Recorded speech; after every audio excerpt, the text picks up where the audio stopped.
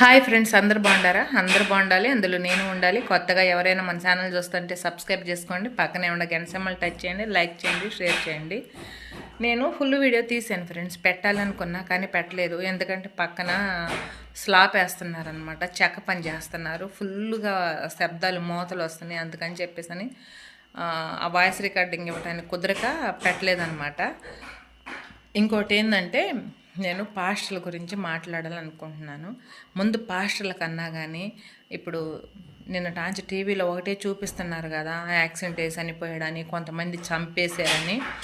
అవన్నీ పక్కన పెట్టేస్తే ఇక్కడ రాసిన రాత ఎవరూ తప్పించుకోలేము. ఇంకోటి ఏంటంటే, ఒక తండ్రి ప్రేమ ఆ ఆడపిల్లలు కోల్పోయారు కదా అనిపిస్తుంది. వాళ్ళ అమ్మాయి పాపం బైక్ తీసుకొని చెప్పలేక బాధపడతా ఉంది.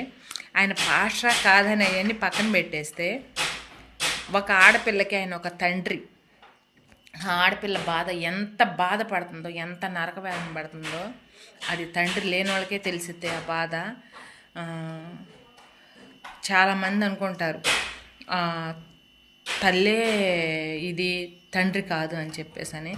ఆడపిల్ల కొంతమంది జీవితంలో కొంతమందికి తండ్రే తల్లి అవుతారు తెలుసా.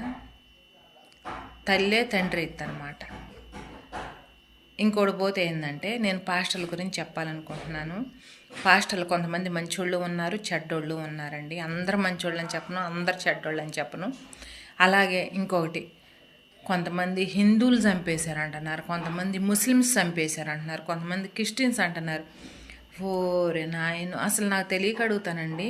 మేము చిన్నపిల్లప్పుడు మేము చర్చికి వెళ్ళేటప్పుడు, అంటే నేను క్రిస్టియన్స్ పిల్లలతోటే ఇక్కడ మా ఊర్లో సోమవాసం చేసింది. నేను పొగాకు కంపెనీకి వెళ్ళి వాళ్ళతో పాటు నేను కూడా వెళ్ళేదన్నమాట. ఆదివారం పలహారం పెడతారని చెప్పేసి అని చర్చికి వెళ్ళేదాన్ని. నేను ఆ పలహారం కోసం వెళ్ళేదాన్ని అనమాట.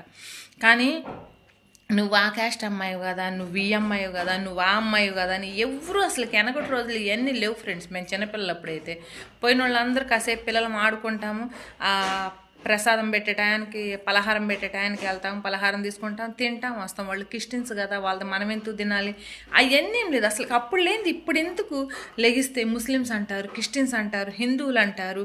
తను చచ్చిపోయాడు, చంపారా లేకపోతే నిజంగా యాక్సిడెంట్ అయ్యి చనిపోయాడు, దాని మీద దారాలు తీయట్లేదు. ముస్లిమ్స్ వాళ్ళు చంపారు, హిందువులు చంపలేదు, హిందువులు చంపారు. ఈ కులా భేదాలు ఎందుకు తీసుకొస్తున్నారు? మనుషులందరూ ఒకటే కదా, మనుషులందరూ ఒకటే కదా. దాని గురించి ఆలోచించండి. ఇంకోటి ఏంటంటే, కొంతమంది పాస్టర్లు కూడా ఎదవులు ఉన్నారు. తుస్సనంగానే కళ్ళు వస్తున్నాయంట, తుస్సనంగానే కాళ్ళు వస్తున్నాయంట. మనం చూస్తూనే ఉన్నాం సోషల్ మీడియాలో. అదంతా నిజమా?